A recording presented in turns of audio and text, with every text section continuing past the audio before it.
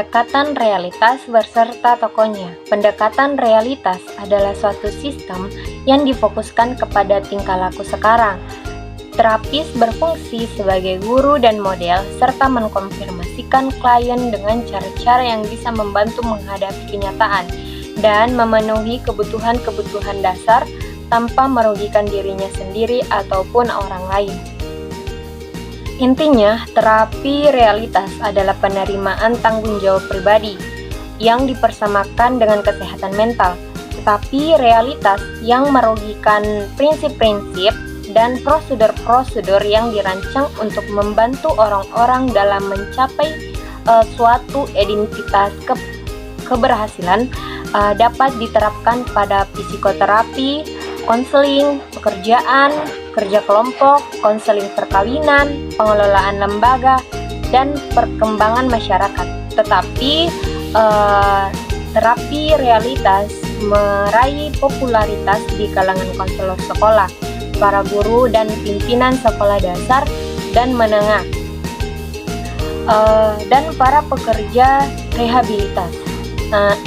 Sedangkan menurut Paul de Meer, DKK, terapi realitas yang diperkenalkan oleh William Glarus memusatkan perhatiannya terhadap kelakuan yang bertanggung jawab dengan memperhatikan 3 hal, yaitu 3R: realitas atau reality, melakukan hal yang baik, done right, dan tanggung jawab, responsibility. Right ini adalah kebenaran dari tingkah laku seseorang dengan standar norma yang berlaku, itu norma agama, hukum, dan lain-lainnya. Reality ini adalah kenyataan suatu individu tingkah laku sesuai dengan kenyataan yang ada. Responsibility adalah bertanggung jawab, yaitu tingkah laku dalam memenuhi kebutuhan dengan menggunakan cara yang tidak merugikan orang lain. Konseling realitas atau reality counseling atau reality therapy dikembangkan oleh William Glarus pada tahun 1960-an sebagai reaksi penolakan terhadap konsep-konsep dalam konseling psikoanalisa. Glarus memandang psikoanalisa sebagai suatu model perlakuan yang kurang memuaskan, kurang efektif, dan oleh karena itu ia termotivasi untuk memodifikasi konsep-konsep psikoanalisa dan mengembangkan pemikirannya sendiri berdasarkan pengalaman hidup dan pengalaman kliennya. Glarus lahir pada tahun 1925. Glasser adalah seorang insinyur kimia yang kemudian beralih ke bidang medis dan meraih gelar doktor pada tahun 1953. Setelah itu, Glasser berlatih di bidang psikiatri di Veterans. Konseling realita dikembangkan oleh Glasser atas dasar pengalamannya selama praktek klinisnya antara 1956 sampai 1967. Pengalaman kehidupannya pada masa kanak-kanak yang keras dan cenderung tidak menyenangkan juga mempengaruhi pandangan teoritiknya, khususnya tentang penekanan pada pentingnya tanggung jawab pribadi, tidak merugikan orang lain, dan hubungan perkawinan, seperti dikemukakan oleh Glasser sendiri pada tahun 1998. Ayah dan ibunya menerapkan pendidikan yang keras dan otoriter terhadap dirinya dan oleh karenanya itu tak rukun dengan mereka. Buku pertama yang dituliskan oleh Glasser, Mental Health or Mental Illness, menjadi ground bagi perkembangan teori konseling realita. Menegaskan prinsip-prinsip dasar dalam konseling realita, yakni tentang pentingnya hubungan dan tanggung jawab guna mencapai tujuan dan kebahagiaan hidup.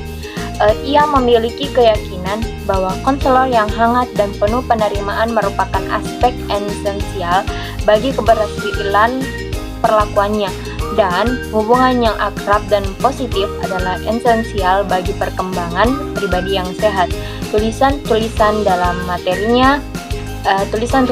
materi kuliahnya tidak hanya menekankan pada konseling realita sebagai metode perlakuan, tetapi menerapkan pada lingkungan sekolah dan lingkungan bisnis.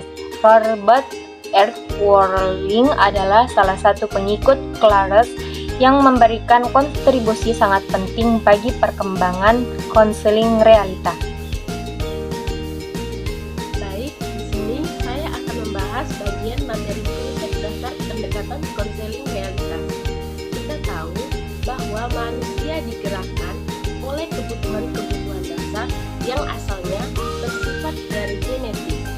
Semua perilaku manusia mempresentasikan upaya untuk mengontrol dunia agar memenuhi kebutuhan-kebutuhan itu dengan sebaik-baiknya.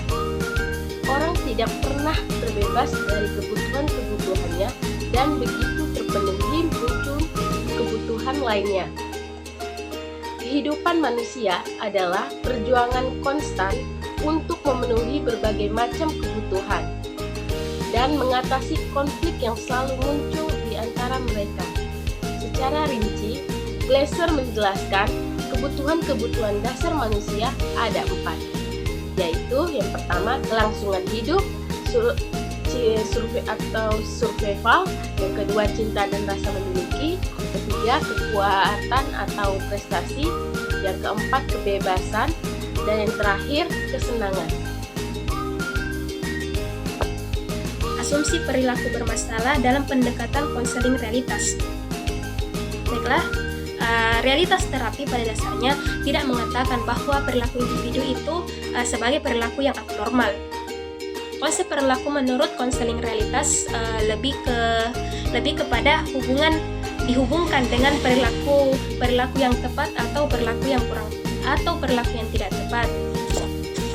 Menurut Glasser sendiri, basis dari terapi realitas adalah membantu para klien dalam memenuhi kebutuhan-kebutuhan dasar psikologinya, seperti hal-hal yang mencakup kebutuhan untuk dicintai dan mencintai, serta kebutuhan untuk merasakan bahwa kita berguna baik bagi diri kita sendiri maupun orang lain.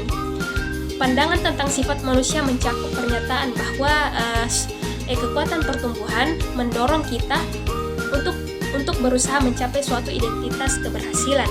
Penderitaan pribadi bisa diubah hanya dengan perubahan identitas.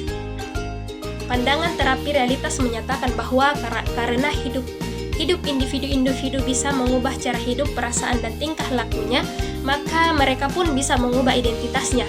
Perubahan identitas tergantung pada keberhasilan pada perubahan tingkah laku. Maka dapat disimpulkan pula bahwa jelaslah terapi realitas tidak berpijak pada filsafat deterministik pada sifat deterministik tentang manusia, tetapi dibangun atas asumsi bahwa manusia adalah agen yang menentukan dirinya sendiri. Prinsip ini menyiratkan bahwa masing-masing orang memiliki tanggung jawab untuk menerima konsekuensi dari tingkah lakunya sendiri, atau bisa dikatakan bahwa orang menjadi apa yang ditetapkannya. Kemudian poin selanjutnya yakni tujuan konseling realitas. Tujuan konseling realitas yang pertama itu untuk menolong individu agar mampu mengurus dirinya sendiri supaya dapat menentukan dan melaksanakan perilaku dalam bentuk nyata. Kemudian yang kedua, mendorong konseling agar berani bertanggung jawab serta memikul segala risiko yang ada sesuai dengan kemampuan dan keinginannya dalam perkembangan dan pertumbuhannya. Kemudian yang ketiga, mengembangkan rencana-rencana nyata dan realistik dalam mencapai tujuan yang telah ditetapkannya. Kemudian yang keempat, yaitu perilaku yang sukses dapat dihubungkan dengan mencapai kepribadian yang sukses yang dicapai dengan menanamkan nilai-nilai adanya keinginan individu untuk mengubahnya sendiri. Dan yang terakhir, terapi ditekankan pada disiplin dan tanggung jawab atas kesadaran sendiri. Mungkin itu saja yang bisa saya sampaikan.